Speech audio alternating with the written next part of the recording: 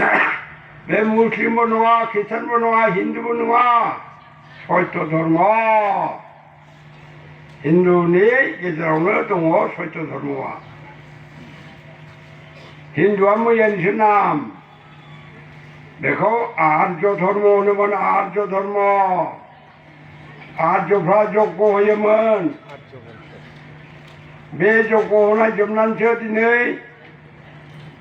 बे असमियाव नायना आसामावनो थय कलिता थय बरुवा थय सयखिया बेसेबां फाग फाग जालांदों सिनायला थय सनवाल थय नार्जारि थय बसुमतारी सब बिभाग अज्ञान खोमसि अन्धकार बे अन्धकारखौ फहर होनांगौ फहर आं बुंबोबायथ' मालांखौनो खिन्थाखाबाय नोंसोर गुवाहाटियाव बै गुवाहाटिनि टाउन नोगोरा मा नाममोन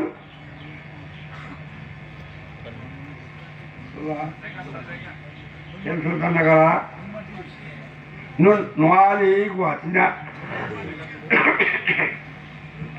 नुनमाथिसो होनोना नुनमाथि आंखौ लिंहरदों बाबा फै नङा बिनिफ्राय थिनदों थां नै टिकेटआ दाननोसै आं टिकेट दाननानै नोंनो होफैगोन बे टिकेटखौ लानानै गारि गाखोलां नोंनि गारिया ओरैनो स्टेसनाव थाफैखागोन नों थाबायनाङा होनबावबाय आं थाङा मानो थांनो नांलायबाय थांथारनांगौ थांबाय आं थांबा गारिनिफ्राय ओंखारनाय साहानि दरखंखौनो ओंखारफैबाय फैगौ ब्लक सानै मानसि नोंनो नामा आसामाव थांग्राया होनबाय औ आं आसामाव थांफैदों फैदो औ नों गारिया बुंबाय गारिया सोरो दं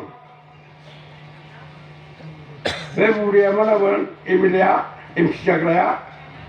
गुवाहाटिना नामखौ बावनो थाजों बाहायथाराखै नालाय बे बुरि दान होनाय बिजया चक्रबर्ती